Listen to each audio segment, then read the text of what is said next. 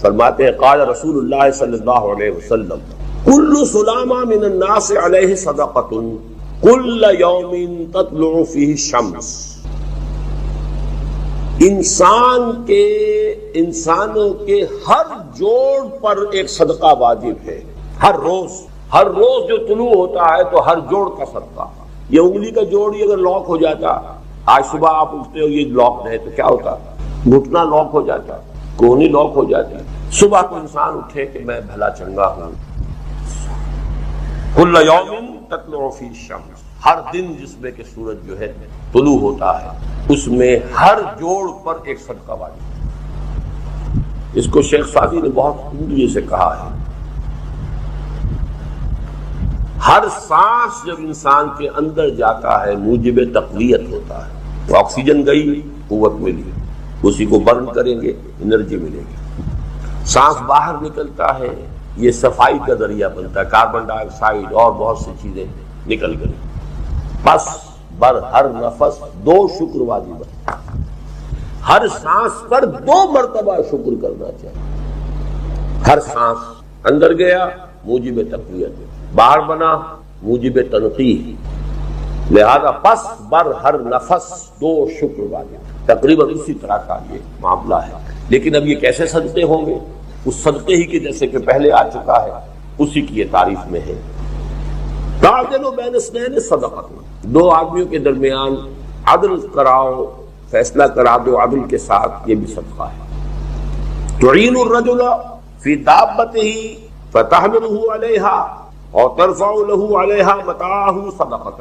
اور تم مدد کرو کسی انسان کی اس کی سواری کے معاملے میں کہ اسے اس پر چڑھنے میں مدد دو، یا یہ کہ اس کی کوئی چیز اس کا سامان نیچے سے اٹھا کے پکڑا دو. اونٹ پر سوار ہو گیا ہے، اب نیچے سے سامان پکڑا رہے ہیں، یہ بھی صدقہ ہے. والکلمۃ الطیبۃ صدقۃ، ہر پاک بات جو اپنی زبان سے نکالو گے وہ صدقہ ہے. فلیقل خیرا او لیصمت، بات صحیح کرے، اچھی کہے یا خاموش رہے. ہر اچھی بات جو زبان سے نکلتی صدقہ ہے.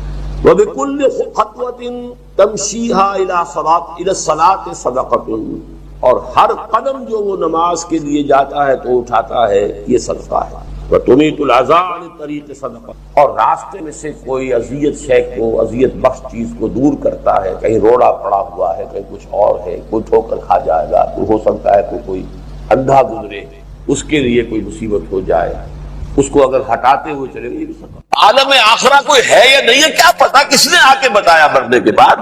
زیادہ اس بحث میں نہ پڑھو. یہ عالم دنیا تو ہے نا، اٹس ویری مچ پریزنٹ. زیادہ ساری توجہ اس پر صرف کرو.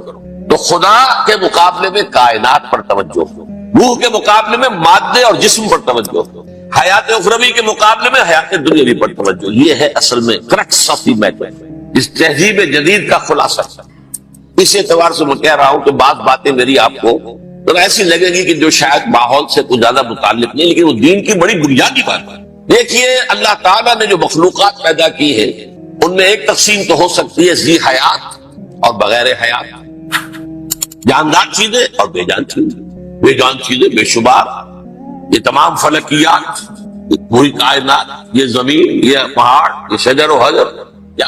لیکن ایک ہے جاندار. ان جانداروں میں ایک تقسیم ہے. 2 کا تعلق غیر مرئی دنیا سے ہے، انویزیبل ورلڈ سے. فرشتے جو دکھائی نہیں دیتے، ان کی پیدائش ہوئی ہے نور سے. دوسرے جنات جو انسانوں سے پہلے پیدا کیے گئے، آدم سے پہلے. والجان خلقناه من قبل من نار السموم، جنات کو تو ہم بہت پہلے پیدا کر چکے تھے 8 کلو سے، وہ بھی نظر نہیں آتے. تیسرے انسان، اور اس دنیا میں جتنے بھی حیوانات ہیں ان کا جو مادہ ہے وہ ارض، یہ زمین ہے، یہ مٹی سے بنے، تراب سے بنے، کرسٹ آف دی ارتھ سے بنے. اب ان میں ایک تقسیم ہے. ایک وہ ہے، ان تمام میں شعور تو ہے، حیوانات میں بھی شعور ہے، خود شعوری جسے کہتے ہیں سیلف کانشسنس، یہ صرف 3 میں ہے، فرشتہ، جن اور انسان. حیوانات میں خود شعوری نہیں، کانشسنس ہے، سیلف کانشسنس نہیں. دونوں کی بات سے سمجھا دوں آپ کو. میں دیکھ رہا ہوں، آپ مجھے دیکھ رہے ہیں. کتا بھی کوئی یہاں ہوتا تو مجھے دیکھ رہا ہوتا، لیکن کتے کو مجھے دیکھتے ہوئے یہ احساس نہیں ہوتا کہ میں دیکھ رہا ہوں. یعنی کتے کو یہ احساس نہیں ہوتا کہ وہ دیکھ رہا ہے، مجھے دیکھ تو رہا ہے، اس کو میں کا احساس نہیں ہے. میں جب دیکھ رہا ہوں تو میں سمجھتا ہوں میں دیکھ رہا ہوں، میں ہوں کوئی شے جو دیکھ رہا ہوں. یہ خود شعوری ہے، سیلف کانشیسنس. کسی بھی کام کو کرتے ہوئے اپنے وجود کا احساس، میرا فیصلہ ہے، میری رائے ہے، یہ ہے در حقیقت سیلف کانشیسنس. انا، سیلف، خودی. یہ حیوانات میں نہیں ہے، یہ ہے صرف ملائکہ، جنات اور انسان. اب یہاں مسئلہ پڑ گیا، بڑا پرپیچ مسئلہ. اللہ تعالیٰ نے پہلے حضرت ملائکہ کو پیدا کیا اور انسانی ارواح کو پیدا کیا نور سے، پھر ناک سے پیدا کیا، نار سے، آگ سے جنات کو، پھر مٹی سے بنایا، آدم کا حیولہ، اس میں روح پھونک دی، اب آدم بن گئے. اعلان یہ کر دیا کہ خلافت عرضی جو ہے وہ آدم کو عطا کی جاتی ہے. یہ پیچ پڑ گیا. اس پر تھوڑا سا اشکال تو فرشتوں کو بھی ہوا. قرآن میں ہے سورہ بقرہ کے 4 رکوع میں، اتجعل فیہا من یفسد فیہا ویسفک الدماء ونحن نسبح بحمدک ونقدس لک. پروردگار اس آدم کو تو خلافت دے رہا ہے، زمین کے اندر اختیار دے دے گا، یہ تو فساد کرے گا، کوریزی کرے گا، ہم تیری تسبیح و تحمید میں لگے ہوئے ہیں، جو بھی حکم ہو ارشاد ہو ہم بجا لاتے ہیں، تو ضرورت کیا ہے؟ اس کا جواب اللہ نے دیا، انی عالم ما لا تعلمون. میری مشیت، میری حکمت وہ میں ہی جانتا ہوں، ضروری نہیں کہ تم اس کو شیئر کر سکتے. لیکن یہ جنات میں سے ایک جن تھا عزازیل. اب دیکھیے کہ جنات کو ایک قرب حاصل ہے ملائکہ کے ساتھ. کیوں؟ وہ نور سے پیدا کیے گئے، یہ نار سے پیدا کیے، کتنا قرب ہے دونوں میں. انسان پیدا کیا گیا مٹی سے، مٹی انرٹ ہے، آگ بھڑکتی ہے، اوپر اٹھتی ہے، شعلہ زنگ ہوتی ہے، انرجی ہے اس میں. نور اور نار میں بڑا قرب. اور عربی کے ایک قاعدے سے تو یہ ایک ہی لفظ ہے، مادہ ایک ہی ہے، حروف علت جو ہے ایک دوسرے کی جگہ آ جاتی ہے. یہ قرب ہے.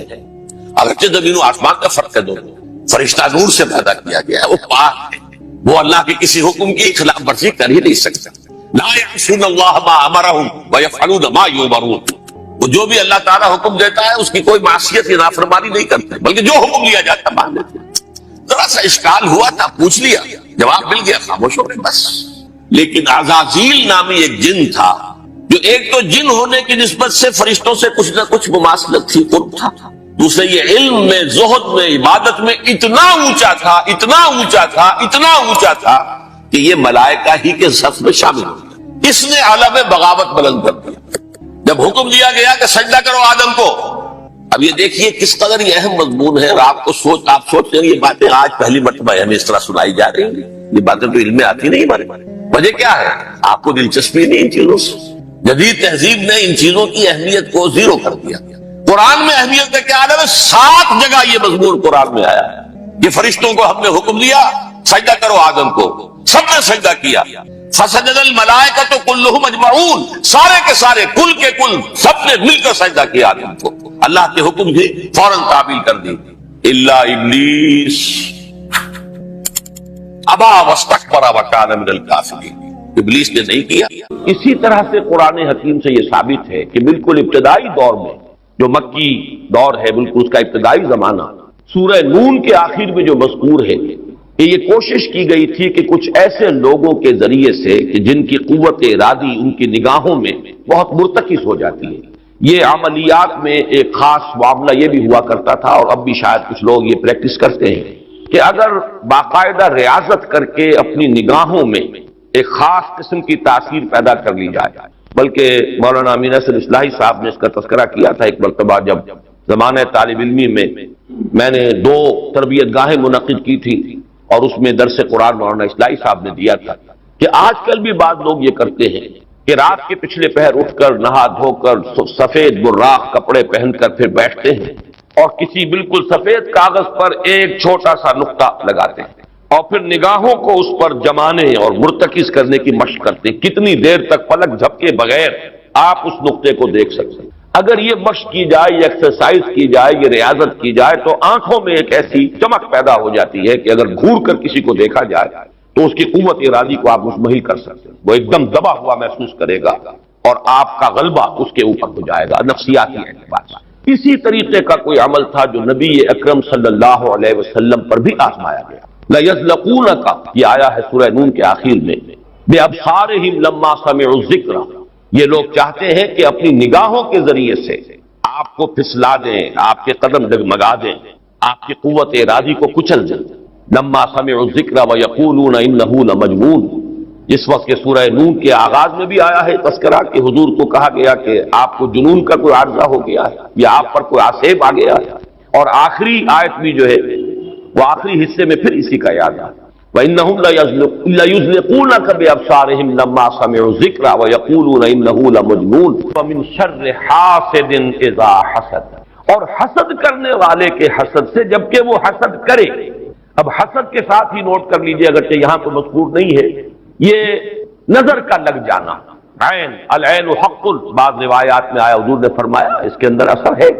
انسان کسی حاسدانہ نگاہ کے ساتھ کسی پر نگاہ ڈالتا ہے، اس میں زہر ہے، یہ نگاہیں مسموم ہیں، اس میں زہر ہے موجود، سمی اثرات ہیں اور اس کے اثرات میں تو پڑتے ہیں۔ اور یہ جیسا کہ میں عرض کر رہا تھا کہ جدید دور میں جادو کے لیے بھی مثلاً حضور کے بالوں کی ضرورت پڑی، اور یہ جینیٹکس کے حوالے سے اور جینز کے حوالے سے بات آج سمجھ میں آ جائے گی، اس لیے کہ جن ارواح خبیثہ کے ذریعے سے آپ کو کام لینا ہے، وہ جادو تو وہاں پڑا ہوا ہے اس کنویں کے اندر، وہ جو بھی تاثرات ہیں انہیں تلاش کرنا ہے، ان اثرات کو اس شخص معین کو، جس شخص معین پر جادو کرنا مقصود ہے، اور اس کے وجود کا کوئی جز جس کے کہ وہی جینز ہوں گے کہ جو ان کے اپنے وجود کے ہیں، ان کے حوالے سے گویا کہ یہ ایک راستہ ہے، یہ اس کی آئیڈینٹیفیکیشن کا ایک ذریعہ ہے۔ اسی اعتبار سے یہ حسد یا یہ نگاہ کا لگ جانا